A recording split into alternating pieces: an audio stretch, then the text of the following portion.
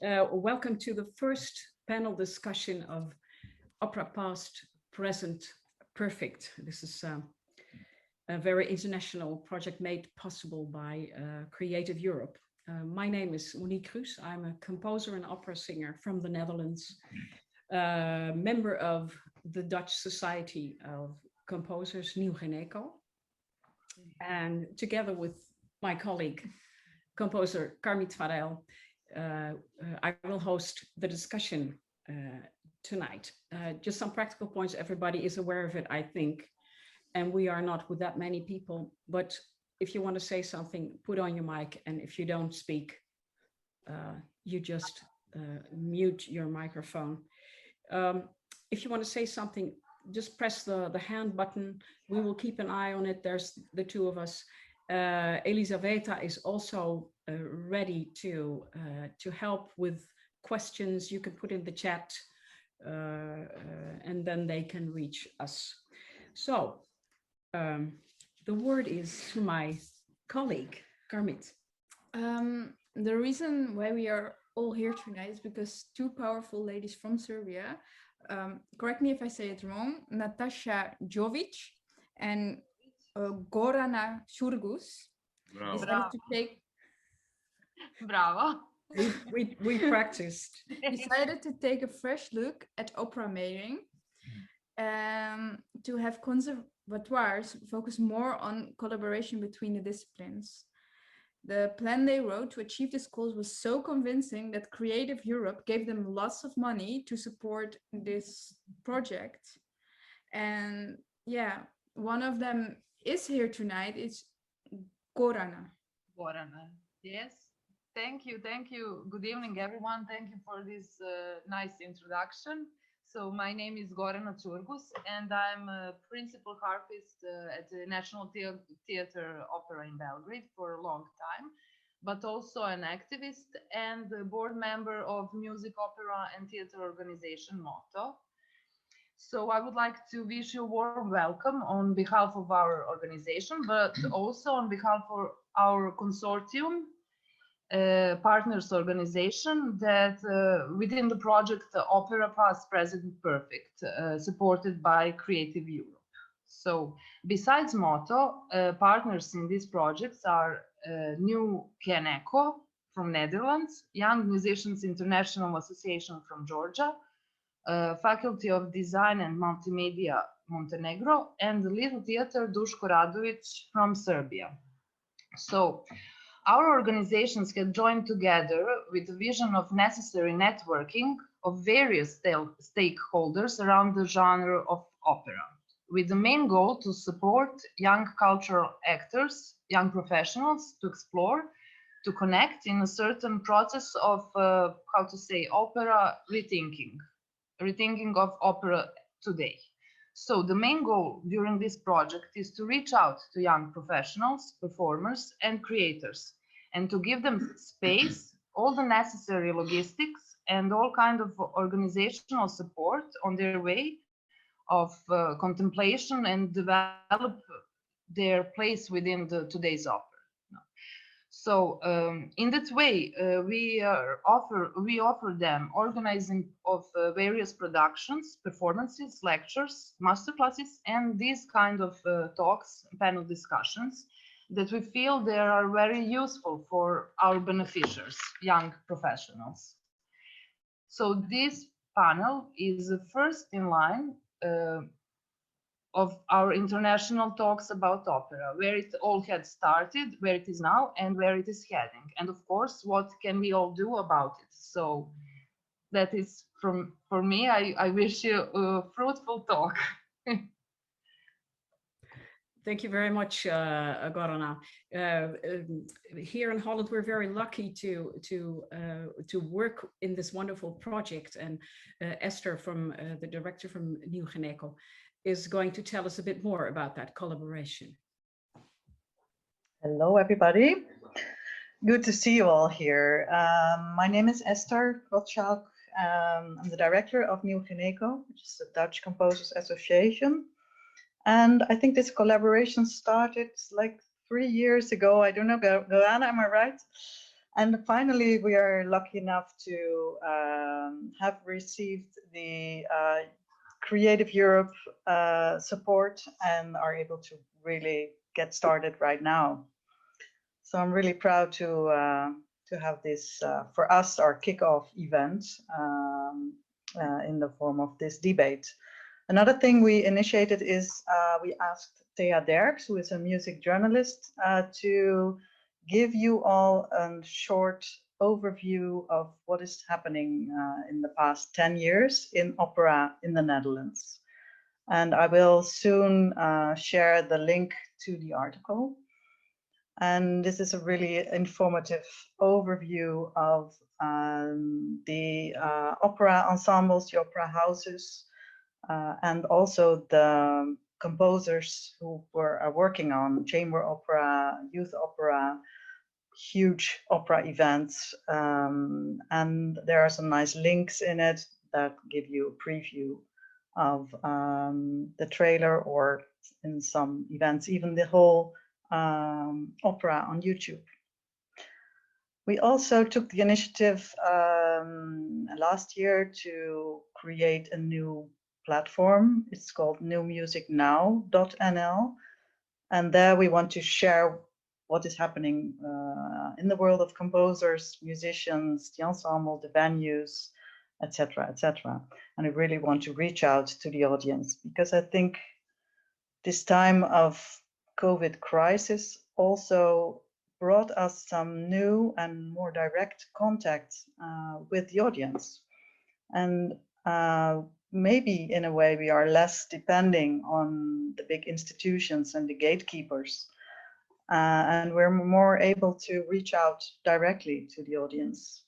And even in opera or music theater, it gives us new challenges and new opportunities, also in video, in reaching out in alternative places, and connecting in a less costly way with people from all over the world, like we are doing now. So I'm really happy that we share this moment, and hope it will be informative, and we will learn from each other. Let me see, am I on mute? Yes. Thank you very much. I would like to introduce to you the members of the panel that we have. We have a nice bunch of experts from all different angles of opera making. And let me start with Svetlana Savić. She's a composer at the Faculty of Music in Belgrade. And some of her students are here tonight and will join us in the discussion. Svetlana, good evening. Good evening, thank you. Good evening. And let me go on with introducing everybody, and then we can start the discussion. I'm so looking forward to that. Okay, Borislav Čičovački. He is a librettist, oboist, and author. What is he not? And he wrote operas together with his wife Isidora Cebuljan. I'm sure you will share some stories about that collaboration later. Very, very interesting. So, good evening. Good evening. Thank you very much. From Georgia, we have Maka Virsaladze, composer and assistant professor at the Conservatory of Music in Tbilisi. She's also a co-founder of the Union of Young Georgian Composers and Musicologists. It's quite a long sentence, but I think it's very important. And we all need these kinds of initiatives. Next, we have from Serbia, Boris, who has to leave in 1 minute, I believe. Borislav Liješević. He's a theater director, and he works in Serbia, Bosnia, Montenegro, wherever, in all kinds of countries. And he's also a professor of the Academy of Arts in Novi Sad. Hello. I'll be here until 1950, not 15, 50. Oh, 1950. Okay, good. Yeah. We'll catch you later. Yeah. Good. From the Netherlands, we have Vincent de Kort. He's a conductor and he studied in St. Petersburg, and he conducts all over the world, but also a lot in Eastern Europe. So he knows a bit about traditions and ways of creating opera. He does many, many operas. He works a lot with composers, being involved with the composition already from the start, which I think is very important for composers. Next, we have Willem Bruls. He's a dramaturg of many, many, many opera productions, a librettist, an author, a man of many talents, and he wrote a fantastic book about the history of opera situated in Venice. I can highly recommend that book. Good evening, Willem. Daniël van Klaveren, he is a director and a librettist. Recently, he became artistic director of one of the most important music theater groups in the Netherlands. He does a lot with young singers. He knows a lot about technique and opera making and staging. So we will hear from him later a lot more. Good evening, Daniel. Hey, hello. Okay, so we also have present, I think, is Shorena. Is that correct? Yes. Tsintsabadze. She's the founder of Young Musicians International Association in Georgia. So also a long sentence, but also very, very important. I'm very glad that you can join the discussion, Shorena. This was the panel, and I would suggest that we start with a little opera past as a first step. Willem Bruls, who knows everything about the history of opera. Okay, a lot. Can you tell us a little bit about it?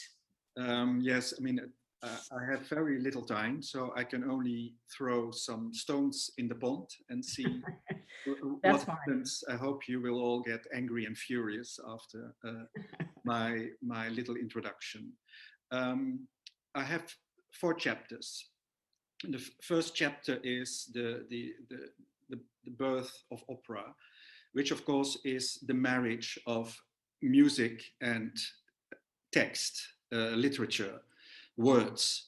And I think that's very important to keep in mind all the time, that it's not music, it's not literature, but it is something that is put together. And so both will be richer after the marriage, and both will lose something of their independence. The interesting thing, what happened in Florence and in Venice in the beginning, end of the 16th and beginning of the 17th century, is the fact that they wanted to reconstruct Greek theater, and they came out with a new art form, which is opera, and that no one actually realized that they had created something that didn't exist before, because it was a misunderstanding that Greek theater was sung and recited, but they came with something very, very special. The magic, of course, for all of you is what does a note or a chord or a harmony do with a word or with a text and with the meaning of it. And there are many, many possibilities of this connection. But I read in the list Monique gave us that we would have to discuss maybe what is more important, the word or the music. And I think it's not an important question. It's not about what is more important. What is important is that they are together, and anytime it will be different. I mean, sometimes the music is dominant, but sometimes the text is dominant, and every composer who wrote an opera will actually realize that he needed the text to get the inspiration. So even if the end product is something that Richard Strauss wrote, and which is all about music, it is rooted in text and theater, which is the third factor. The second thing I want to tell is that opera, the opera with capital O, does not exist. There is no opera. Every new opera is a new creation of the genre. If you look at 400 years of opera history, you can see that the composers who changed the course of opera, who invented something new, are the ones that are important and the ones that survived. If you look at those who stayed in the direction of all the conventions, we forgot them. I mean, one of the most beautiful examples is Hasse on one side and Vivaldi and Handel on the other side in the 18th century. Vivaldi and Handel created something new. They just treated the rules as something that was not important. And I think even now in the 21st century, every composer with a new work of art creates a new genre, a new art form, which we call opera, but which is all the time changing and emerging from one corner to the other. My third chapter or topic is the fact that opera has always been political. You can't see opera without the context of the society. It's very dangerous to say, but I think even more than literature or even dance or painting or the other art forms, I think opera is a highly political art form for two reasons: for the intentions of the composers and the makers, the producers, the librettists and the composers, what they want to tell with opera. And you all know the famous examples, especially the 19th century with Wagner and Verdi, highly political works of art. But you can all go back again to the 18th century with Gluck and with Handel in England, etc. So there is always a discourse with the political and the social surroundings of opera. The second reason why opera is always political is the complex art form. You need a big opera house, you need musicians, you need a choir, you need workshops, you need many people to create it. And therefore, it's always something that is rooted in power structures. So the institution of opera is always linked with power structures in a country. An example for that is look at opera buildings. If you go to Paris and you see Palais Garnier, it is, apart from the Louvre, the biggest building and the most expensive construction in the city, or even the new opera, the Bastille Opera, which is one of the biggest things. The fourth chapter, my last chapter and element I want to, is also a question Monique proposed in the series of topics to discuss. And that's old, new, old-fashioned, modern, staging, etc. I think there is no old-fashioned way of staging opera. Every staging of an opera is contemporary. Even if you try to recreate something from the 19th century or something from the 18th century, Baroque opera, it's always modern. Like Nicolaus Harnoncourt, with his interpretation of the music, is a late 20th century interpretation of classical music and not something that has to do with the 18th century or the 17th century. So you can only be modern. There's no other way.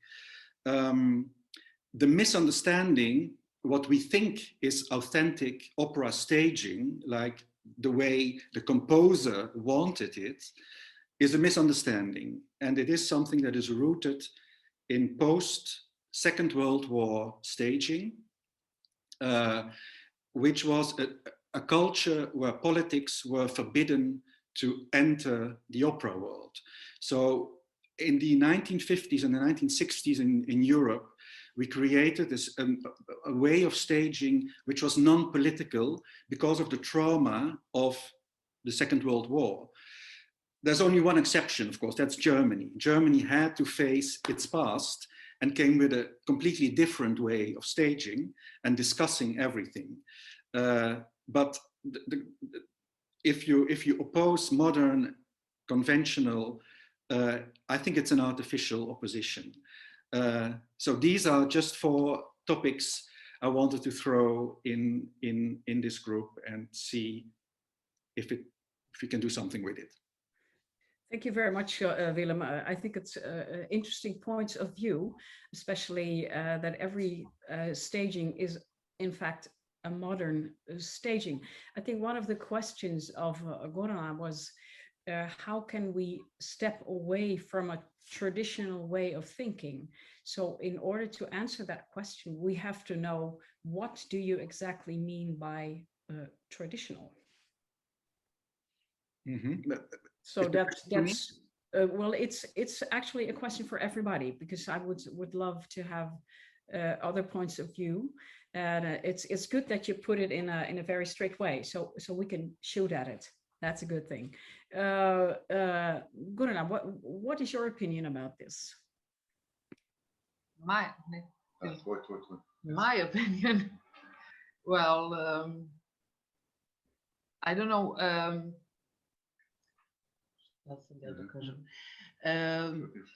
I don't know what I'm just an instrumentalist in opera. I think all the staging today are necessary contemporary, because they are in our time. So I'm not sure if I understand this line between traditional and contemporary, and I'm not sure if that is such an important thing, and that we have these differences between what is traditional and what is today, because opera usually have some universal stories, so connected both to tradition and contemporary way of thinking.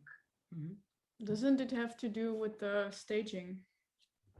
I mean, not staging, I mean the role play and the kind of roles they have. Well, I'm not sure if you're asking the right person, but well, I would be interested to hear it from, for instance, the directors amongst us. Yes. How do they feel about it? Boris. Yes, hi. Can you hear me? Yes. Okay, great. First of all, thank you for inviting me to this panel. It is a great honor for me to take part in this group. Actually, I don't come from opera world. I come from drama theater world. I've been directed maybe 40 theater drama plays and just one opera. So I don't have so much experience with operas, but I think the experience that I have is for me significant. It was the opera Two Heads and a Girl. Borko Čičovački is a librettist. His wife Isidora Žebeljan was a composer, and they invited me to direct the opera. It was my first time. I didn't know anything about traditional way of thinking, modern way of thinking. I just tried to do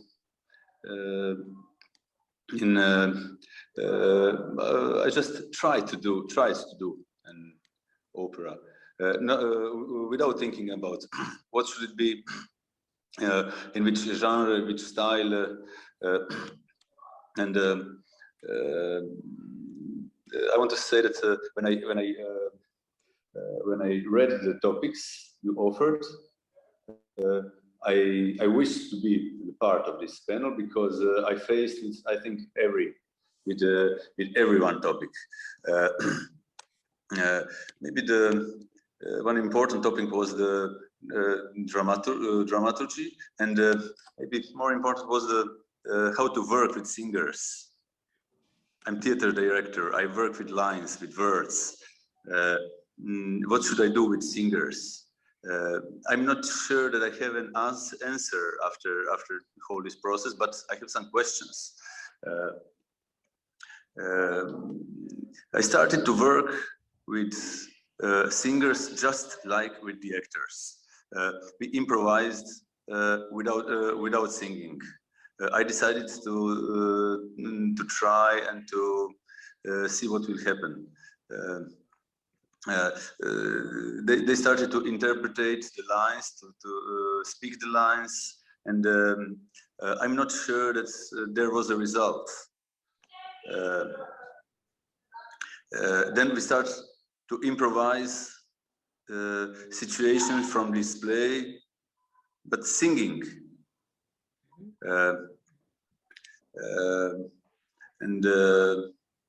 You mean singing the lines from the opera, or? Yes, singing the lines from the opera. Yes, okay. with the woman who played piano, and that was much more interesting. But the most interesting thing was the whole context. We put the opera in one very contemporary context. We put we decided that it will happen in migrant camp, and the story is about. Borko will tell you more about that, I hope. The story is about two young guys from India who travel a lot, and on their road they meet one beautiful girl, and they both fell in love with her. I decided that, and it was the time of this migrant crisis, and the fact that they travel a lot and they are from India remind me on these big migrants columns and big. So I tried to make an how to say migrant opera. Yeah. And the scenography was full of garbage, full of garbage with you will see with a big migrant map. Who was maybe 100 square meters with a big tank for water, and the members of orchestra were also costumed like migrants, and okay, so everybody was connected to the opera. You did not have a separation between orchestra and singers. No. It's a very good thing. And did it feel different for you to work with singers instead of actors? Because yes, completely different. Okay. The main thing was that maybe 10 days before the premiere comes conductor. And then for me, it's time when I should do the most, when I should when I'm warmed up, and when I should finish my work. And then conductor takes singers and orchestra, and I felt like you lose a little bit of the yes. I felt like he stole my work. But it can be very different, because I know, for instance, Vincent has very different experiences, because he is a conductor who is already much earlier in the process. How is that for you, Vincent, working together with a director? How does that feel for you? This was some. Sorry, Boris. Okay. I was asking Vincent for this moment. Yes. So what's it like to start already earlier with singers, or do you wait until later? If it's you're still on mute. Yeah. There we are. Good. My name is Vincent, and I'm in my house in Amsterdam, and I have quite a lot of experience with all kinds of modern opera, but also traditional opera. And it's also interesting, Monique's question, but first I want to say something about, your name is Boris, eh? Yeah. I mean, yes.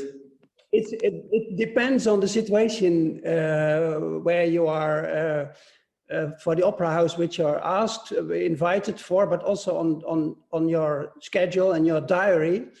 but my intention is always to be in the process as early as possible. My ideal situation is that when you do opera, as Willem described so good before, it's music and words in a sort of equal balance. So there must be completely like this, and which means the theater director or the stage director and the conductor, they are the two bosses on the ship. And they have to be like a marriage in an ideal situation. And what I also often do when I have the chance is meet the director when I don't know him 6 months before, and then we're going to have dinner together and with a bottle of wine, and then talk about the piece, and then slowly we get to learn each other and we do it together. So what you describe now, that the conductor comes at the end, that happens very often, especially in the big opera houses, but it's actually a very bad situation. I mean, that's ridiculous that you do a lot of work and then the conductor comes and what were your words? He takes over or something. And it happens like that. I have been in that situation as well. But it's just not good. I mean, the music, it should be completely equal. And but I mean, many conductors, they want, when you do a new production, you usually, we usually try to rehearse 5 or 6 weeks.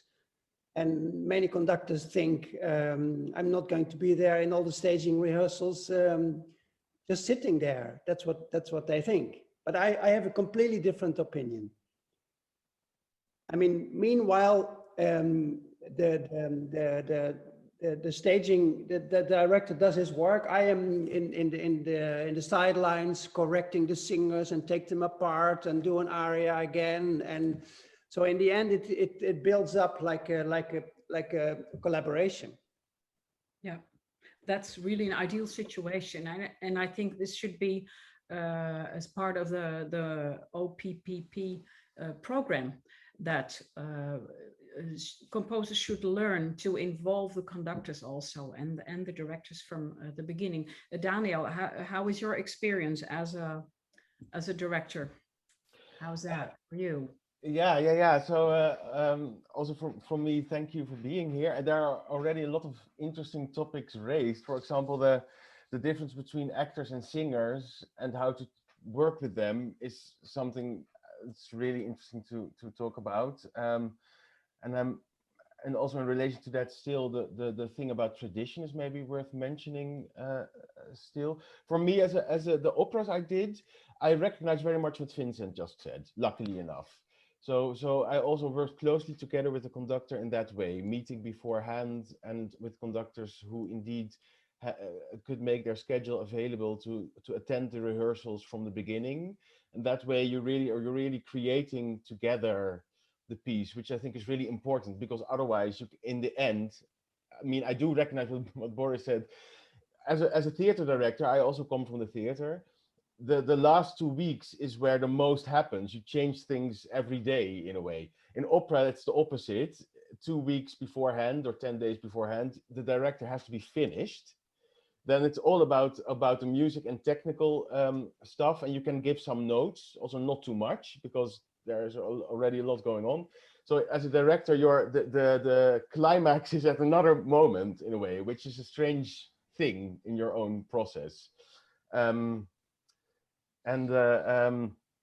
and maybe to talk about a little bit about actors and singers and that difference, because what I think is, when theater directors that I know often can talk a bit low about opera singers, you know, like, yeah, but they can't act, they can't, you know, they're bad on stage. But I think when you see an opera singer that acts well, it's really something, because they are multitasking on so many levels. I mean, an actor could not do that, you know, really not. So I think as a director, also the best way to help singers is to acknowledge that they work within a structure. There's a lot of structure. The timing is fixed, the notes are fixed, they have to look at the conductor. Those elements are there, you can't deny them, There's no use in denying them. So within the structure, you have to help them to become free as much as possible and as much autonomous as possible.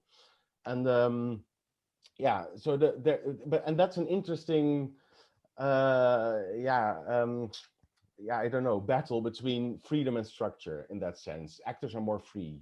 You know, they're free in their timing every evening. They respond to each other. They, in a way, they can do what they want. In a way, you know, but with singers, there's a lot of structure, and you have to find the spontaneity within that. Yeah. So and also just to come back to the tradition, I teach at the Opera Academy in Amsterdam, and tradition is I mean, it is a thing, especially in repertoire, how students look at certain parts. And I found it really interesting what Willem just mentioned about the 50s and the 60s. I actually never realized it like that. That there is an image of a Zerlina, and there is an image of a Contessa, and there is an image of blah, blah, blah. And it's really difficult to sometimes get them out of their heads, you know, to really look fresh at the words and look fresh at the notes, and not at the tradition as they have seen it on YouTube, or as they have, you know. So in that sense, there is maybe an image of tradition, which is indeed about staging, about historical costumes, about sort of, you know, standing still a lot, or not much movement. And yeah, that image is there, and it's good. I mean, it is an element that you have to get rid of in a way, to sort of open minds again, in that you can stage it any way you want and perform it any way you want. But Daniël, can I say something? Yeah. Really interesting, because I have completely the same opinion as you, but then I have also experienced in the beginning of my career, I got the chance to work in an opera house in Russia, in Kazan, which is the capital of Tatarstan. And the reason they asked us, and they asked the stage director, a lighting designer, a costume designer, and a conductor, a whole team, because they themselves, they had the idea that they wanted to get rid of their tradition. And so they, the first production we did was Nozze di Figaro, which was very modern.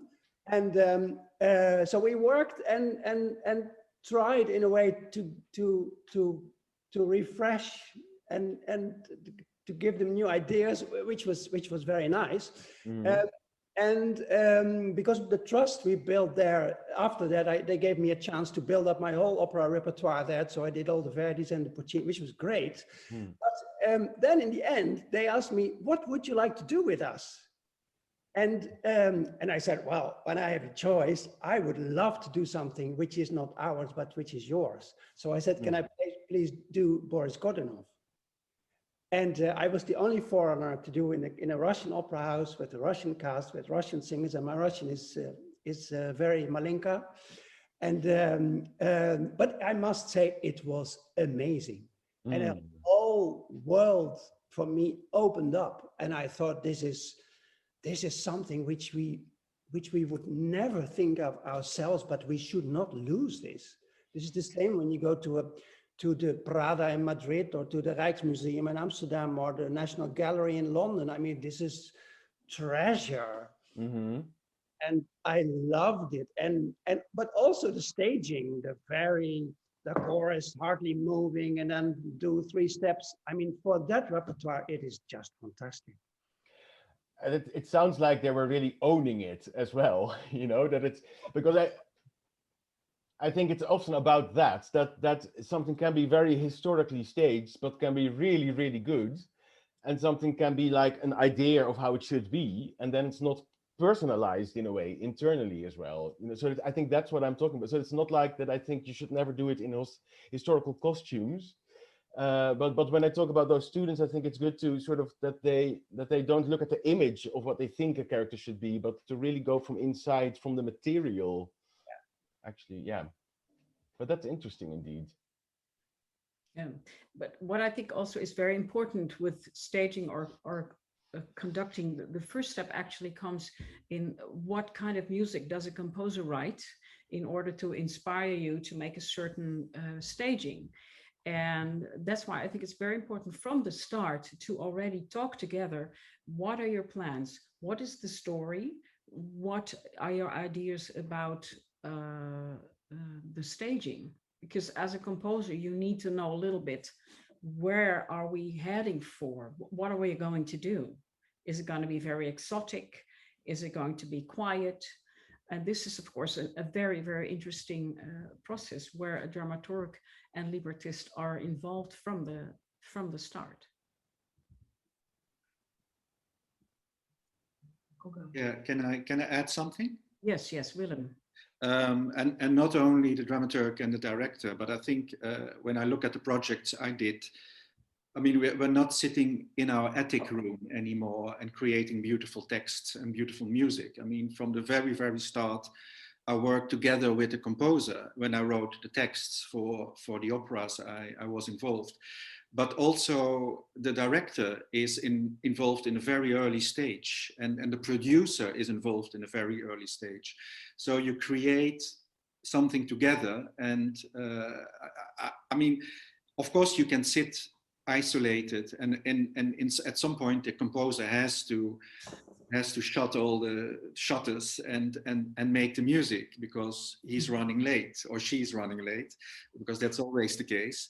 But apart from that, not always. No. Apart from that, it has changed very much in an artistic sense. I mean, as Vincent said, he is involved in the process of rehearsing and of staging. It's the same one step earlier with librettist and with composer and with producer and with director and dramaturg, if necessary, that they are all at the very start involved in the process. And that can only give a lot of inspiration and extra sources of input. Yes.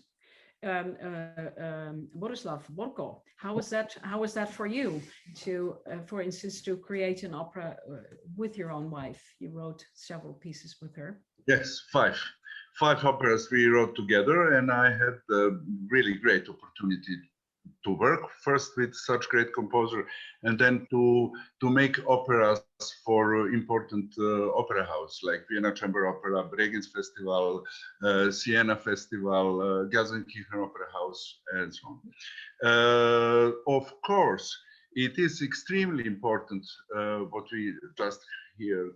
It's extremely important to make a connection from the beginning between not only between the words and music, but into the whole idea. We have to be both of us. I mean, if the opera has few librettists that we also had in the beginning, we have to live with our own idea. And the idea is not a statical one.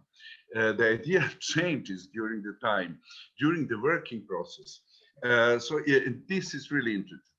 To write a libretto, it's actually easier if you have the right contact with the composer. I mean, first of all, you have to choose the topic. That's very important. Very often, the topic is given by the producers. The festival, like a black comedy, the festival would like a comedy or the tragical opera. So this is also very important. We cannot choose our topics and subjects only by our own feelings and ideas and interesting things. Then, during the process of choosing the very, very, very specific topic in the whole idea of, for instance, black comedy, then we had to concentrate to the story. There are of course different possibilities to concentrate on story.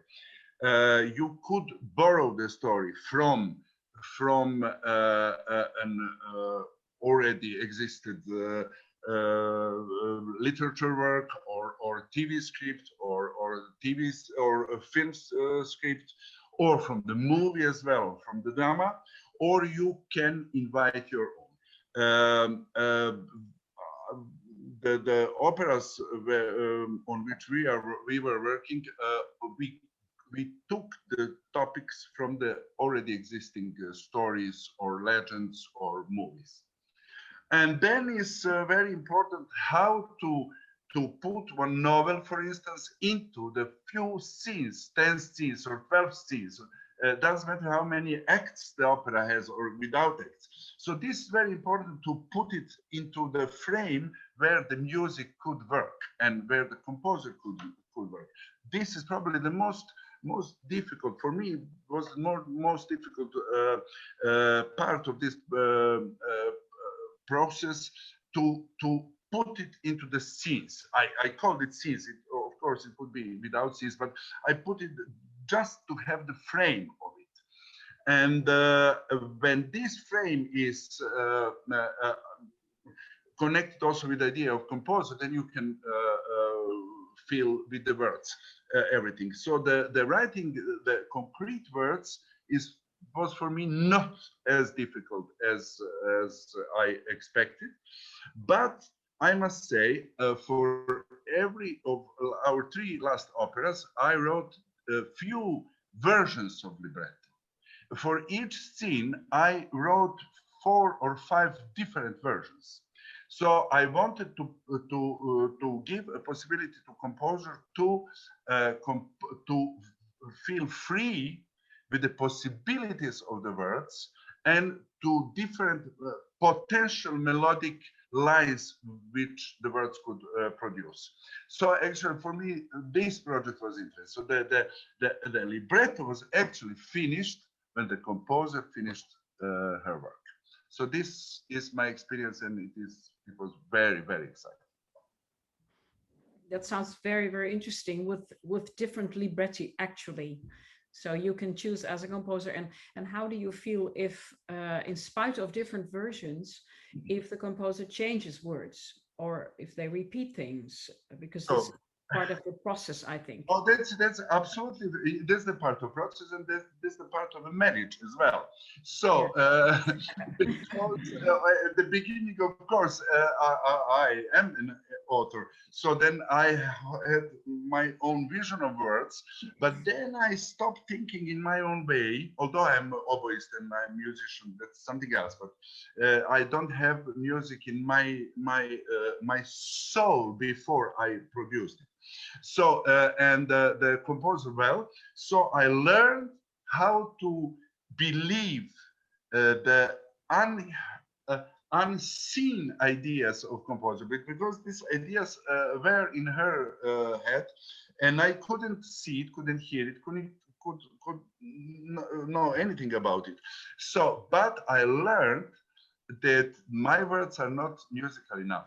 They could be more musical, but I have to do a lot. So I did. Okay, so you feel you have improved over the years? Yes, especially with the last operas. Yes, absolutely.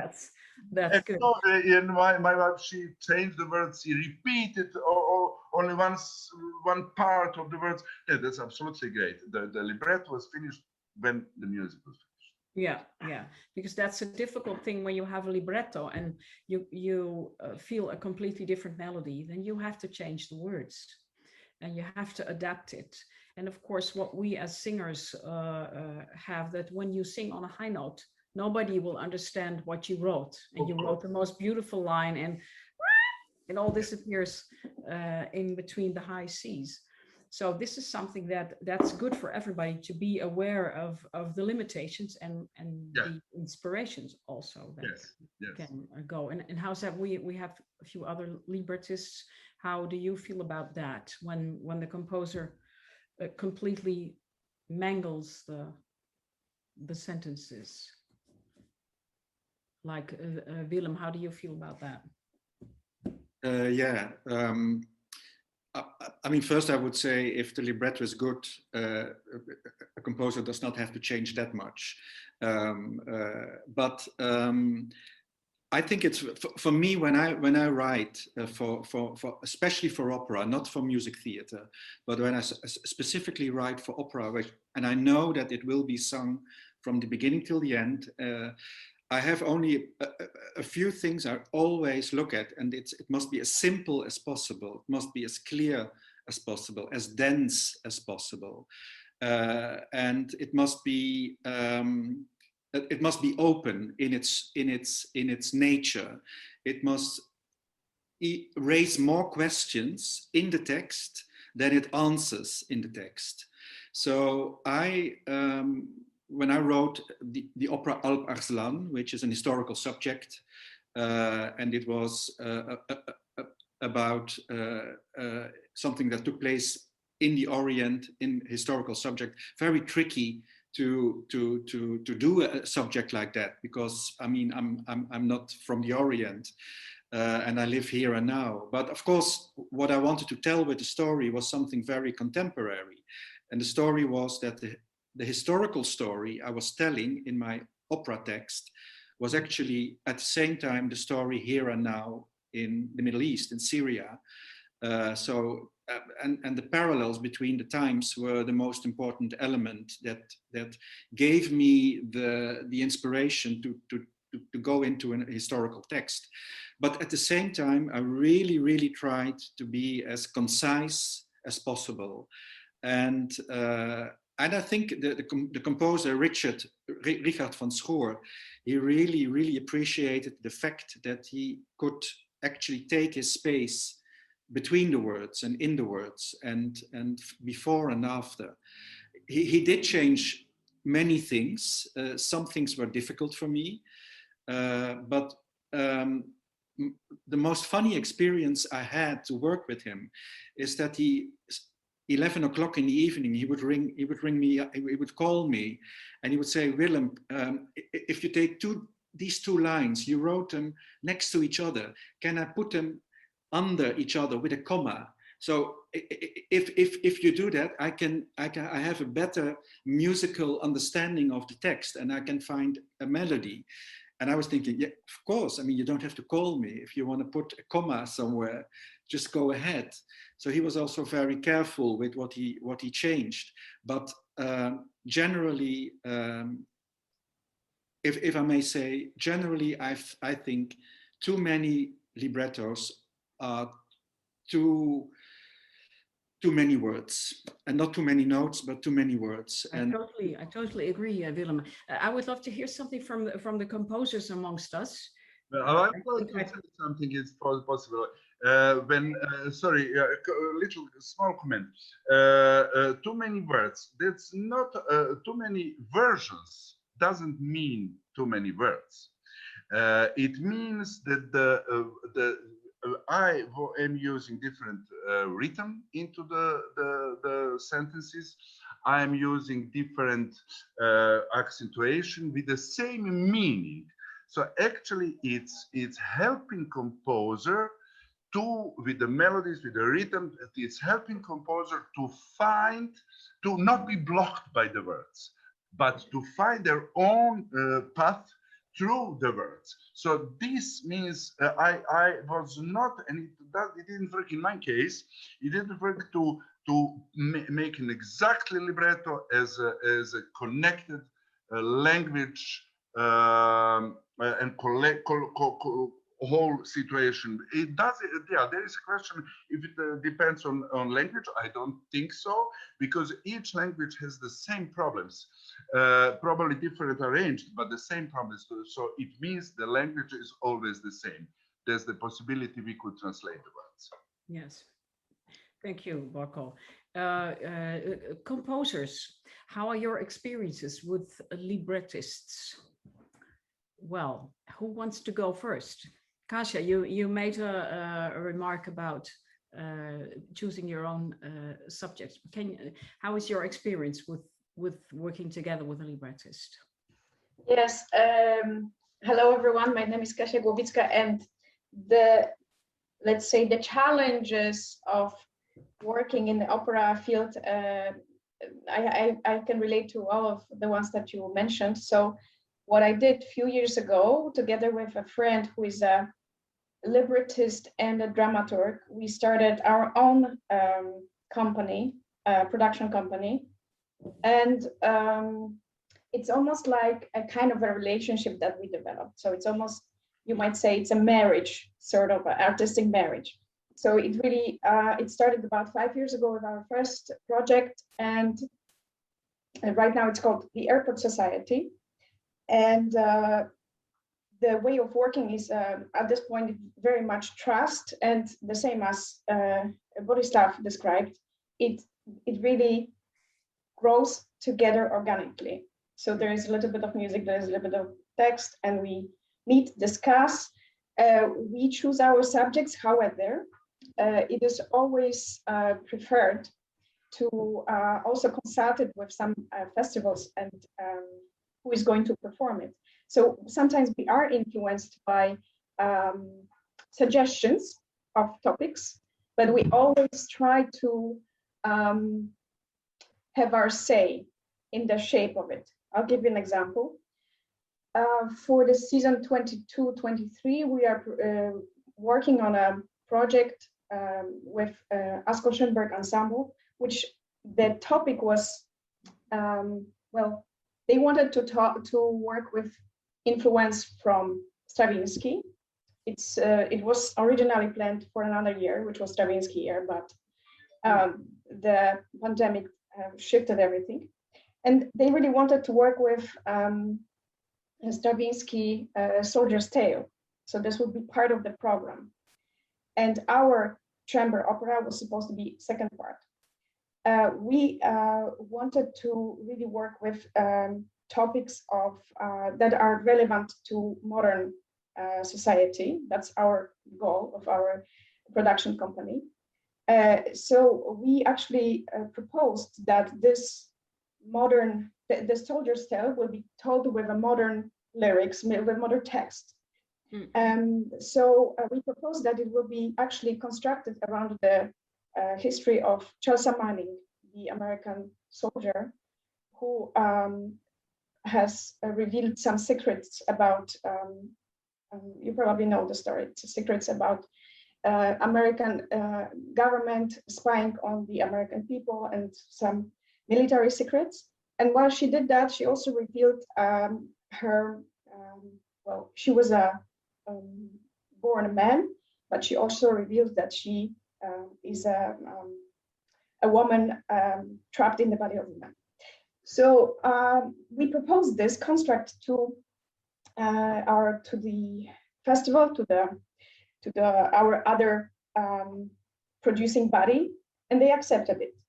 So that was kind of a way how to be satisfied in the situation when we have some subject that has been given to us. So it's a navigation of interest or artistic visions as well. And we are trying to basically find our way around it. And I think this is something which is significant, especially now in the modern world, that perhaps this is a new way of working, because I'm not the only one who's working this way. A lot of composers have started their own production companies. So that's my experience. I did that too. It's very clever, as long as you get money, get funding. Otherwise, we have to work for free. One interesting question we got from Elisabetta is, does it make a difference if you write in different languages? Is English easy, or is Russian easy or more inspiring? Do you have different experiences with different languages? You're talking about composers' experience? Yes, well, yeah, for all composers in general, is a certain language, can you write more easily in Italian, or does it in English? Does it make a difference? For me personally, I only wrote in Polish and English, and one opera was supposed to be both, have both versions. And I have to say, somehow English was easier, okay. Even though I'm Polish native. Okay. Somehow it was more melodic. I was kind of, it was a little bit acrobatic in Polish. Yeah. And how? So I suppose. Yeah. Sorry. Sorry. No. I just wanted to ask for other composers. I think Polish is a difficult language with a nasal consonants. So it probably is harder to compose. like French is not easy. Well, that's my opinion. Karmit, you wanted to say something? I think it's easier when you can speak the language or understand the language than in a language you don't understand. Because a while ago, somebody asked me to write a song, not an opera, in Italian, and I cannot do it because I don't know how the words are supposed to sound. Okay. And I cannot inherit it. So for me to write a melody, then it's very difficult. It's difficult. Yeah, of course, you should know the ins and outs of the language. Okay, good. Writing for the voice. Can I just add one comment on what Kasia said? Of course. Just shortly, I find it very interesting what you say about Polish and English, because when a long time ago, Luc Bondy wrote a Shakespeare opera in Brussels, A Winter's Tale, and he wrote the opera in German. Of course, I mean that's his native language, but he said that's not a reason because it's my native language. The reason is that you can't get into Shakespeare when you have to do it in English because it's such a sacred text and it's such a complex text. And with translating it into another language, you actually make it more accessible. And I found that very interesting, a very interesting memory. And it touches a little bit your comment on writing music or English or Polish. That's just yeah. It's strange. I wrote an opera myself in Dutch, which is actually a good language to write an opera in, but it has been translated in 5 different languages, and I find it difficult because now I see it in Italian, and I think, okay, then I would have written it differently. I would have written a different melody. It would have been a completely different opera. Of course, you cannot do it twice, but for me, every language has its own inspiration. And how's that for you, Svetlana? How is that for you when you compose? Do you write a lot for voice? I think you do.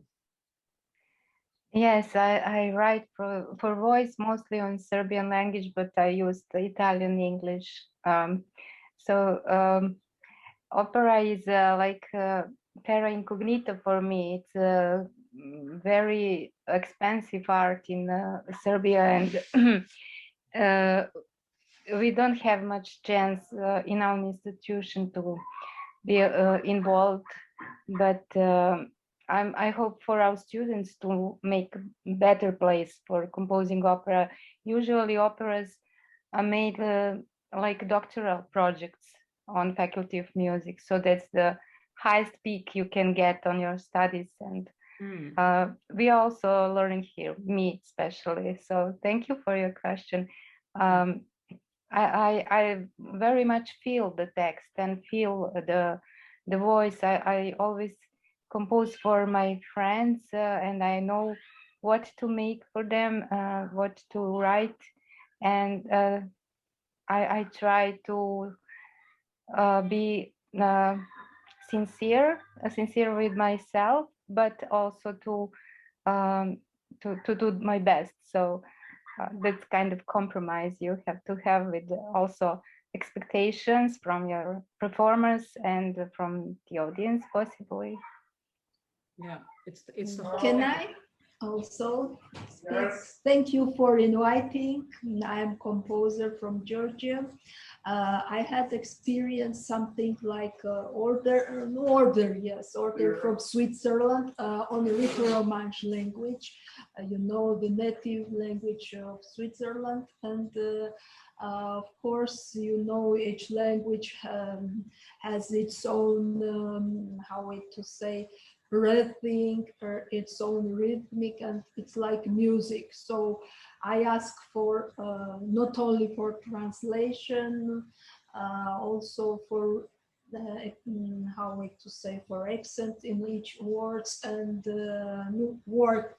I had preliminary work, but it was not opera. But what I would like to say after this experience, I had idea to write opera on Italian, so I didn't finish this work, but I would like to say that sometimes it's challenge to compose on the languages which is not native, because it's like additional musical or phonetical and rhythmical ideas, and another word for influence. Yes, another universe. Another universe, and somehow it can help with musical ideas, with rhythmical, etc. Yeah, Yes. yeah. You have to think new ways of writing music. A question, Svetlana. You told us about it's not possible to create an opera because you need so many things and people and costumes and everything. Is it possible to write very small operas, like for instance with one singer and two violins, or things like that? Does that happen in Belgrade? Well, it's usual when you have a name for your work, opera. It could be also be video opera or some kind of experimental. But when we think about opera, we cannot think less than string orchestra and with auditions and few voices, not just one. And somehow it grows and grows. And yes, we have chamber operas. We have experience of our famous composer Isidora Rebellion. I'm so grateful for her music and her influence, because I was playing first time in my life in theater her music for the theater also. And I was assistant on some projects, and yes, her opera is very important for our country and our heritage. Yes, I believe so too. Borko, maybe you want to show us a little bit of the work of Isidora Rebellion. And there's one part from a production in Amsterdam.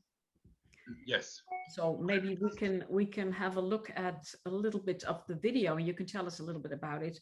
How are the video control operators doing here, Elisabetta? Are you ready? Okay. Well, I need to know which one of the videos. Which one? That's the big question. So which one are we going to watch first? You mentioned the opera which had the world premiere in Amsterdam, so directed by Sir David Pountney. I would like to say also something else about the languages.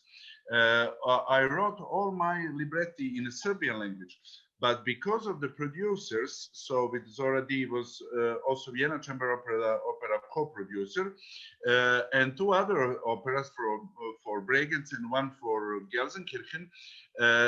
They were sang by in German language. So although I wrote it in Serbian, producers liked to be in a German language. So for three operas, we made a translation, but only translation. I made a literary translation. Then the composer, dramaturg, and conductor made a German version of these three operas. So it was very hard work to get the composers and the accent of German language into the shape which was musical shape which was created by the rhythm and the melodic line of Serbian language. But it worked very well. So I hope we will see part of Zora D, the first opera we made. Okay. 2003 was the premiere in Amsterdam. Good. Elisabetta, take it away.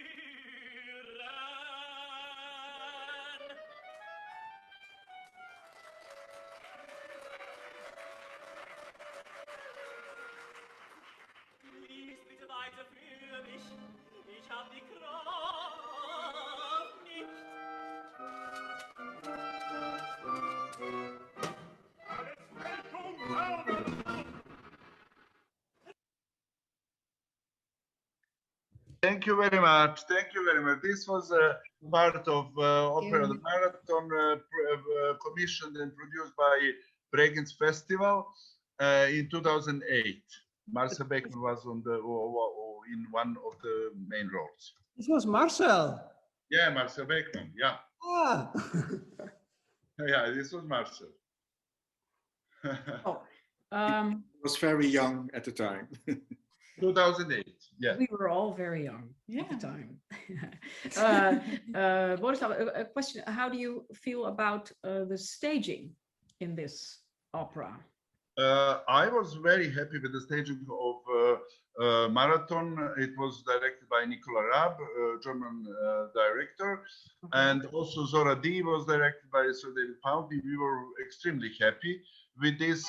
Usually we had good and interesting collaboration with directors, and everything was actually clear. They had more to work with me, sometimes with librettists, because sometimes the story was complicated, but they created very, very good jobs. So we were extremely happy with this, also especially with Zora D and Marathon, and later also other operas. But these first two we mentioned, we were very happy, and especially Isidora was working very closely with Sir David Poundley with all details for Zora D. So it was really, really good work, and the result was also great. Okay. Good. So this staging, well, I've only seen one minute now, and for me it felt like the music was with the acting. So the music was a bit slow and the acting is a bit slow. And of course, this is something for the directors among us. It does not have to be like that. But do you, as a director, know about singing, know about voices? Because you can do a lot of work with singers. And are you aware? I've done productions where the director didn't know anything about singing, so they let me just stand. But I've also done things where you run up and down acrobatic and make a head roll. Everything is possible. So I think this is good for a director to know. How is that for you, Daniël? Yeah, I've studied as an actor, so I've also, in theater school sung and had singing lessons after. So I do know a little bit about singing, but not like a professional singer who is, studied as a conservatory. But Yeah, I actually learned gradually just by working more with singers and working more in opera, that you sort of get a feeling of what kind of things are difficult, what are more easy, where can you let them move around a lot, where do you really have to sort of let them decide themselves how they are going to do that 3 sentences or something like that. Sort of, so it's also sort of being more sensitive to what a singer also proposes and sort of signals that they need in a way. Yeah, so working closely with the singers is very important. That's of course also for a composer. If you write very, very difficult vocal things, then it's harder to do the right staging. And how are the composers amongst us? Feel free to speak. Are you working together with singers when you're composing, or do you do that after the composition process when everything is finished? How's that for you? For instance, Bram. How's that for you? Do you? Hello, yeah. I'm a Bram composer Didn't from. expect that. Sorry, sorry, Bram composer from the Netherlands. Yeah, no, thank you for the question. I think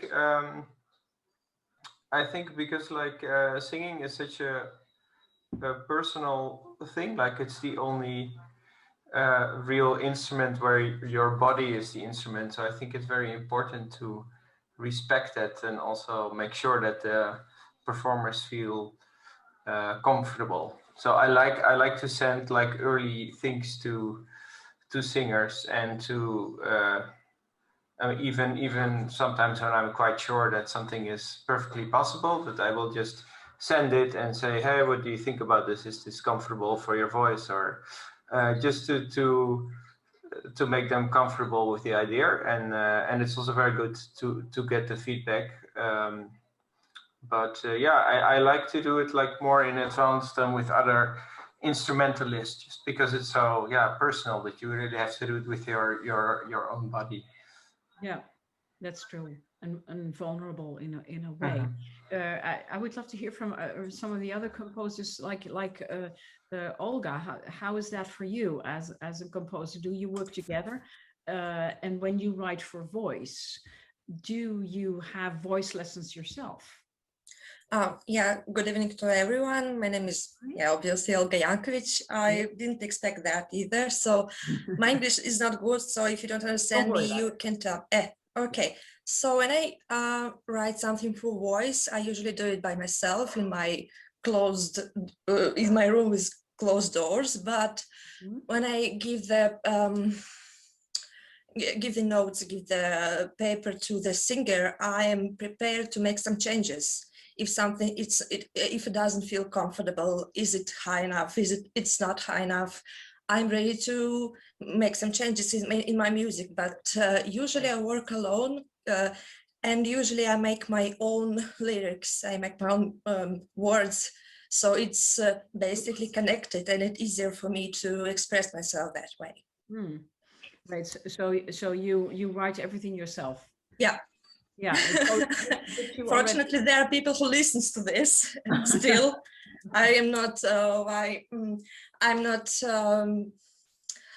Okay. So it's brain freezes. So sorry. Okay. Let's keep it. Let's keep it. Okay. Thank you very much. And how's that for you, Nina? Hi everyone. Hi. Hi. Late for 1 hour. I had some problems, so I feel not so comfortable to jump in just like this and give you some information, although I didn't expect any questions, but still it is very nice because I'm listening to all the colleagues and their experiences. And I think what is really specific about the voice, and it is not the same like with the other instruments, I think there is this huge importance of the voice of the individual, of the person you are writing for. I'm very happy to have one great friend, Olivera Tičević, that I worked a lot, and I have very close friendship with her, and I can ask her so many deep things considering the voice, and it is really like a feeling when I write a piece for voice. Many times it was writing a piece not for voice, but for her voice, which is the voice of individual, of a concrete person.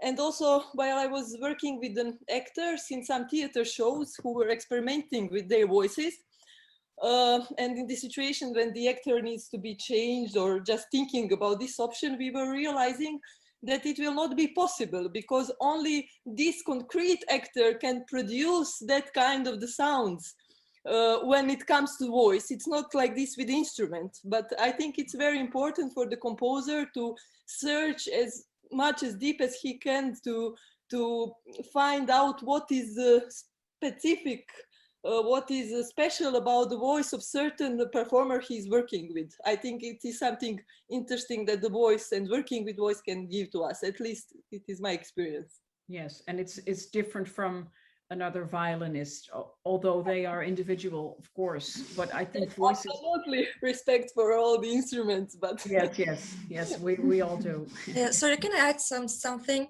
I'm not sure how things in Netherlands, but here in Serbia, not all of the singers and not all of the instrumentalists are ready to experiment. I think they are not enough open-minded. So sometimes you just need to step up and say, you can do this. And show maybe yourself. I mean, I sing all the time. I think my neighbors hates me for this, but it's okay. Yeah, thanks. Yeah, and if I could, now you asked us and now we will talk, I'm sorry. But that is why working with actors was kind of specific experience because they are much more open to give something that is not related to classical education in the field of singing and so on. I won't take much of your time. Sorry if I interrupt you, but that is what I wanted.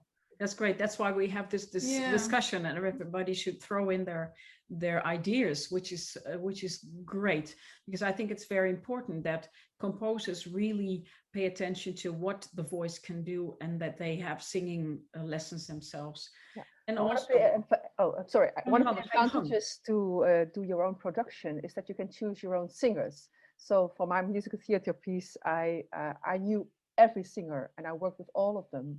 So I knew exactly what I could ask from them. And that's really a fantastic way to work because you know what you can do. Yeah. And it also gives you the advantage to get out of the box, because I really wanted to get out of the box of a theater and get outside and create a stage which is not a square place where the audience is apart from the scene, but the audience is part of the scene. And I think opera is very interesting, but you can do so much more if you go outside of the box. That's something I can really recommend to everybody here. Yes. I think that's a very good idea to be free in your mind and make other people follow your own ideas and be enthusiastic yourself, and then they will. Yes, but it also, like, just to give the counterpoint, like with Miranda, it's amazing, but then you have to do everything yourself. If you get a commission for an opera, you get certain singers. Of course, but then you have to. You need to look. Like, well, what don't wait before you get a commission. Just start your own thing. And definitely. Yeah, so that's. I mean, if you wait for the opportunities, then you can wait forever. But I'm not saying to wait. I'm just saying, what if you get a commission? So I'm not saying anything about waiting. But if you get a commission and you get certain singers, you will not always be able to do everything you want yourself, because they have voices, they have their own issues, they have their own registers where they're good in and not, and then you do have to. Yeah, but that's of course, but that's a matter of choice. Of course, I mean, you can choose to take a commission and then work with the singers that are there, but you can choose not to do such a thing and create something yourself. But I find it a very nice challenge to work with singers that have their own way of singing and be inspired from that and make the best of it. It's like a big puzzle, and still get what you want. Well, that goes. The same goes for me. I mean, I knew the singers, but I have to deal with who they are and with their voices. Of course, I mean it's the same thing. Yeah. Can I say something? Yes, Vincent, please. I'm actually working on a new opera together with the composer at the moment, and we haven't. It's going to be in New York It was going to be now, but because of the COVID, it's cancelled. But now we are completely changing it, and we haven't casted it yet. But during the process of composing, and I am as a conductor working quite closely with the composer, from time to time, every few weeks, we have sessions with the repetiteur of the Montreal Opera, and with some singers, we are trying out everything. But this is not, we haven't casted it yet, but this is for the composer to learn what is comfortable. And I don't remember who said it, but sometimes you can push the limits and come out of your comfort zone. And these things are really useful for a composer actually to learn. And the singer, I think it was Willem, we were talking about too many words. Well, my experience that composers, they use a lot of words, which is not so comfortable for the singers. But these things we are trying out in workshops online. Actually, we have done that quite a lot in the last year and a half, and it's extremely useful for a composer. Yeah.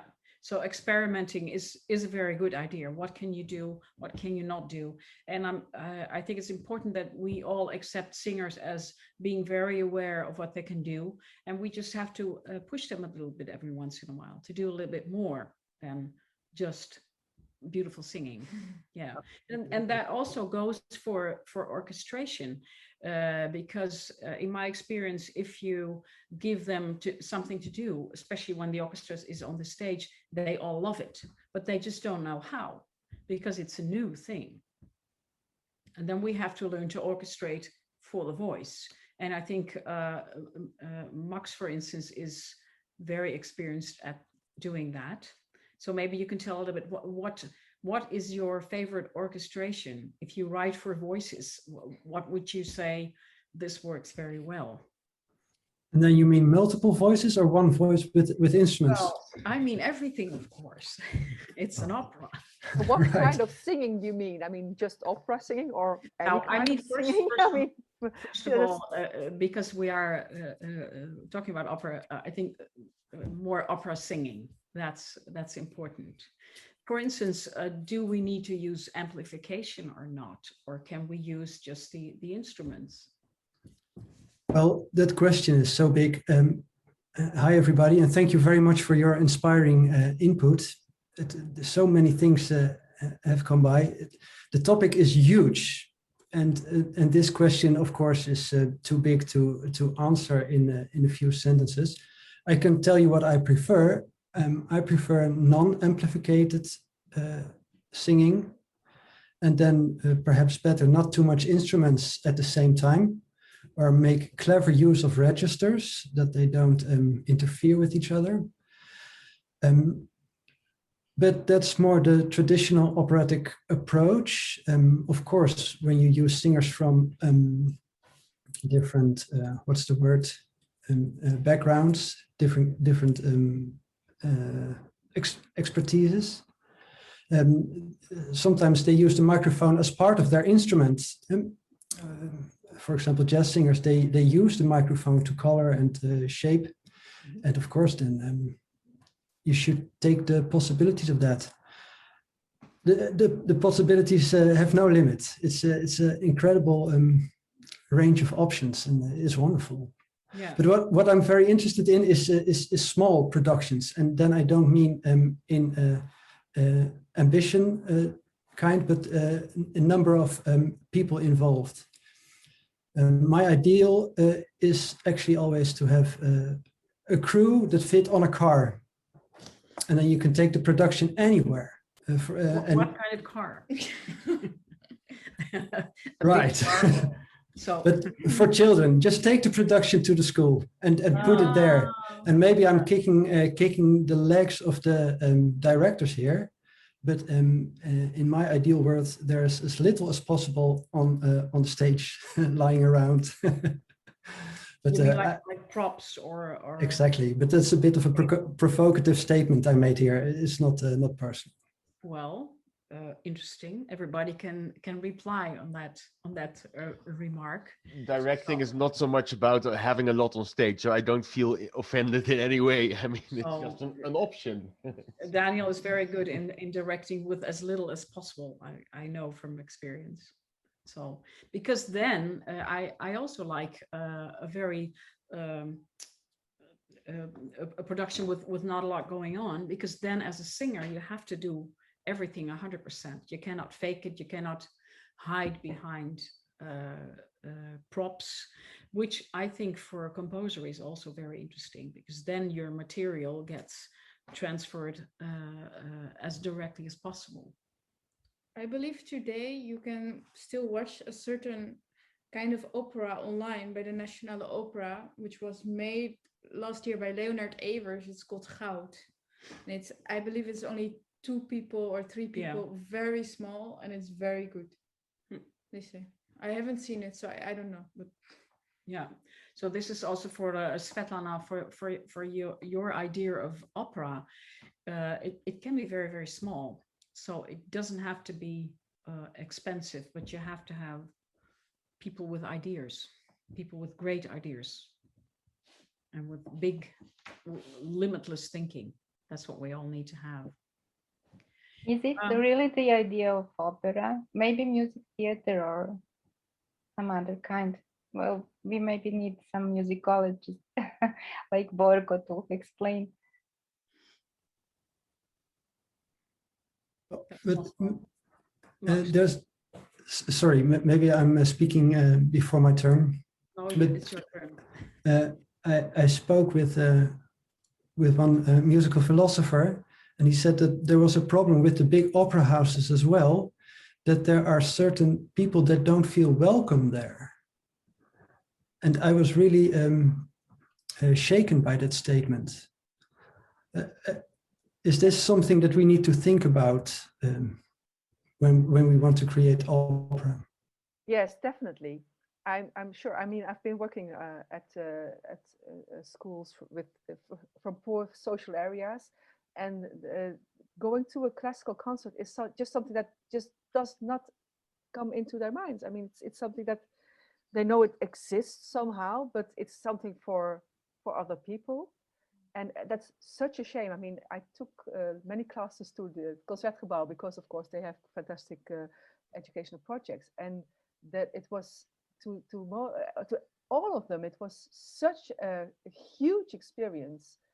And I don't know if they will ever, if they are grown up, that if they will go there again. But I mean, to be there in this house and with the orchestra and everything, it was for them. I mean, I remember one little kid that said to me, waiting on the tram, was like, "Oh, can we go to this other building, the Rijksmuseum, next week, because it was so much fun."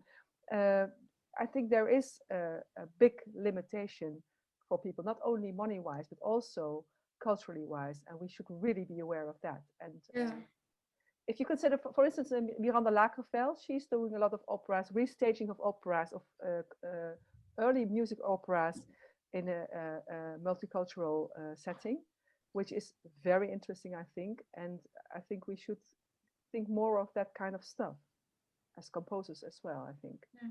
Yes. I agree.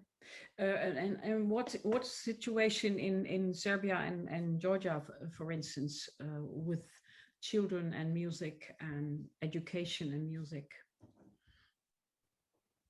Maybe Gorana, can you tell a little bit about the situation in Serbia? Well, it's not quite a good situation, and I think such projects and organizations as ours, we are trying to get closer to our new audiences. So we are trying to make small productions, maybe in school. And I just told Borko, I played harp several times at some community centers for migrants, for children without parents, and they're always fabulous audience. So we can always make a new audience, just sometimes we have to step out our stages in our houses, and we have to go to their other places. Yes, and Borko told me that this Isidora's opera, Two Heads and a Girl, Boris version of stages, that they had several Roma children. Because it was an open air performance, they just in Montenegro, in Budva, they just came, few of them. Of course, for the first time, they saw something like theater and then with music, and they stayed till the end with open mouth, couldn't move. They were fixed with everything. So it means that the audience, a potential audience is well. We have to find it. We have to approach to it. Yes. Yes, it goes for young children, but also for grown-ups who have never been to an opera. They are very often afraid to go. But when you explain it well, I think that is a key of new music anyway. If you jump people in a concert hall and you just play the music, they will run out. But if you explain a bit about what goes on, what is the story, what is the passion of the composer, I think that's a key thing that we can do even more in Holland as well. Yeah. But that's a different subject. How is that, Maka? How is that in Georgia? Is it the same like in Serbia regarding children and education? No, we have a traditional. We have all traditions from Soviet time with studying music schools, and we have composing also, but it's difficulties with performances if we speak about composition, and especially if you mean connection with opera theater, for example. For many years, about 10 years, opera theater was under repairing, and it was not possibility to attend. It's also great experience for musical education to attend opera in the life, of course, and we had not such possibilities for many years. Last years it was better, but with this direction. But I had students in conservatory, also in the schools, and we have many. I can say that we have talented children, but how to say, it's maybe not only financial problems, but also how to realize, implement your own ideas, your own music. It's also always with many problematic. So that way they choose mainly the performance area. So as teacher of composition and as composer, it's problematic for me when talented children have not possibilities to show your own ideas and everything. And that way I can say that Shorena can continue that my student, his chamber opera won some project. And Shorena, if you continue about Sandro Nepiridze, yes, he started at 9. Generally, we started at 10, from 5, not earlier, but he was very talented. So I agree to work with them. So Shorena, please. Good evening, everyone. Thank you for sharing your experience. And I really appreciate to be involved in this kind of conversation. And Mrs. Maka talked about the problems in system of music education, which needs more probably financial involving as well. And especially, for example, our organization's goal is to promote the classical music and among Georgian youth with educational, cultural activities, of course. And Music International Summer Academy also brings together different departments of classical music. And 3 years ago, the student of Mrs. Maka Virsaladze, Sandro Nebieridze, he's already 18 years old. And 3 years ago, he was he participated in our academy, summer academy, and took part in a composition master classes of Joseph Bardanashvili's class. He's a Jewish Georgian composer who lived several years in Georgia and then moved to Israel. And he's one of the renowned Georgian composer. And this year, when we announced the calling of a composition department for a chamber music, and he, of course, decided to take part in such a great competition, because I think this kind of projects is a very big chance to each young composer, especially composers, to staging their works, for example, and to play the music. And I really appreciate that last year during the COVID-19 pandemic and total lockdown, we were blessed to win this kind of grant from European Union and in the frame of Creative Europe program. And with our new common project as opera, past, present, and perfect, I hope our country will also make a very big step towards the European musical cultural life and firmly establish a place among the countries that are cradle of classical music. And I'm very thankful and happy with the possibility for collaboration and make our cultural relationship more strong. And especially, I would like to tell some words about opera music. Well, I'm come from an instrumental music world, and for me, participating in such kind of project, it's a very great challenge as well. And taking a direct part in the production of the opera, and it's very responsible, and at the same time, it is a great experience for me. I'm a musician, I'm a pianist. And of course, I worked several times with singers, and in conservatory and in college, we had a special department as a concertmeister, right? Music and chamber ensemble, and we worked a lot with singers. And I think this will be a great challenge for me as well, this project.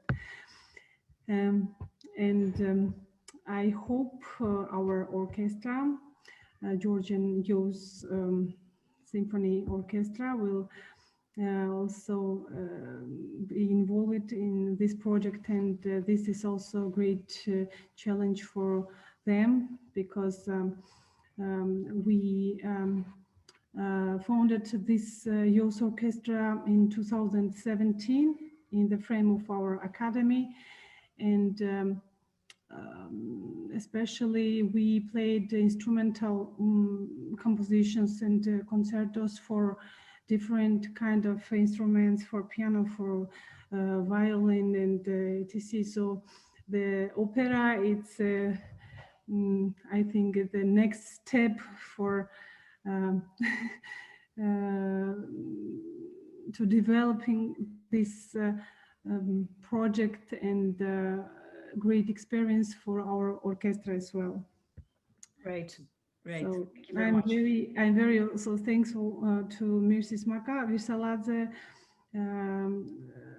who was invited today also for our conference, and I hope she will also take part in our conferences in July in the frame of Music International Summer Academy and this project opera. So I hope we will have a lot of great themes to discuss about. And thanks to you.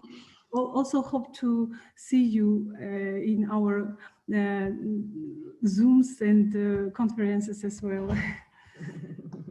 Yes, well, this is only the first panel discussion, so I hope many discussions will follow, because I think it's very, very worthwhile to speak with everybody about a lot of things. And unfortunately, it's already almost 8 o'clock, and I have the feeling that we've only touched and scratched the surface. What comes out of the last speakers is how important it is to keep on going, keep on educating, and the importance of this whole project that Gorana and Natasha have started, that we keep on developing our opera talents and keep connecting to young people, not just young people, but everybody. And I think, for instance, like what Daniel is doing, he's working on many productions for young people to involve them in opera, in singing, in music theater. One thing what I would like to ask, we have a few minutes left, is where it all started is actually the text, but also the subject. Where do you want to write about? What is good nowadays? The migrants, but something that appeals to maybe to younger people, to invite them to come over. What is a good topic nowadays? Maybe Daniel, can you say something? You just had a very interesting project with a lot of video and live stream involved. If you can tell us in 2.5 minutes about that. I think the last project, maybe what you're mentioning is something. So I'm artistic leader of a music theater company that makes theater for young youth and youngsters, performed by professional actors. But once a year we also have a project that's done by acted by youngsters themselves, and we just live streamed that a month ago. About that was about climate change and how young people feel, their what their position is in improving the world in that sense. So also in a way they feel powerless, in a way they feel like they want to they feel very actively that they want to improve and want to fight, and at the same time they feel also powerless in that they can't do anything. That was what that performance was about. And I mean, what my company, we perform for all ages, and we always ask ourselves what's relevant now for young people in their own private lives, and at the same time is a topic that's relevant for all people in society. Sort of that on a very zoom in level, it's relevant for young people also in their schools, in their classrooms, in their families. But when you zoom a little bit out, it's a mechanism that's actually going on in all society. That's how we try to find our topics. So indeed, at the very beginning, do you start with the words or the music? In a way, indeed, you start actually with the topic, with the subject. What do you want to discuss and why?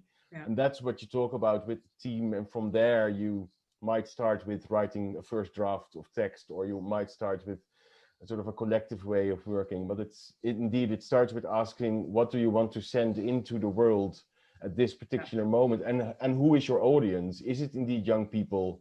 Is it I mean, that also makes a difference, to be aware who you're inviting into the hall, or where do you want to go? Indeed, we also perform at schools. I think the same mechanism works with grown-ups. I think in general, if you zoom in and then place it in a very large context. My dear people, it was really a great pleasure to see you all and discuss opera. We have 3 minutes left. Does anybody have something to add to the discussion before we say good night and drink a glass of well-deserved wine?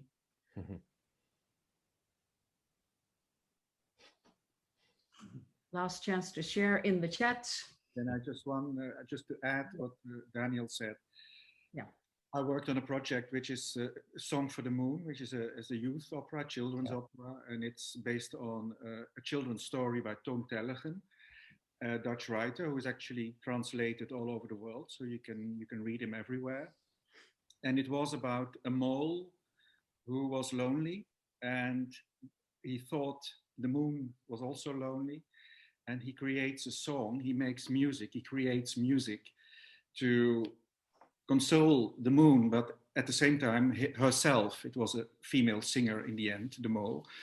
And I think that's also a topic. It's not, I mean, it's a very personal topic and a very intimate topic, but loneliness and the possibility to grow out of your loneliness by, in this case, by making music and by singing and by composing, actually. The mole is also composing the story, the song.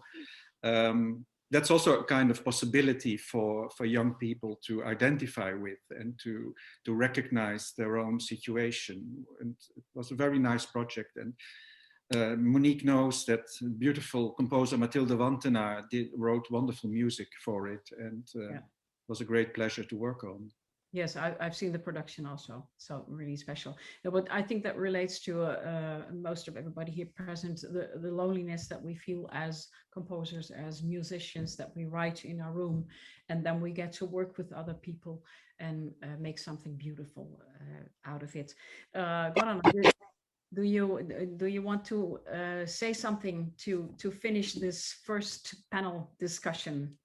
Yes, thank you, everyone. It was really fruitful and interesting conversation. We heard a lot of very smart and interesting things and stories. And I think this was the excellent beginning of our panel discussions in the future with various subjects. And we can put some more experts and students in it. So we will explore together all those topics.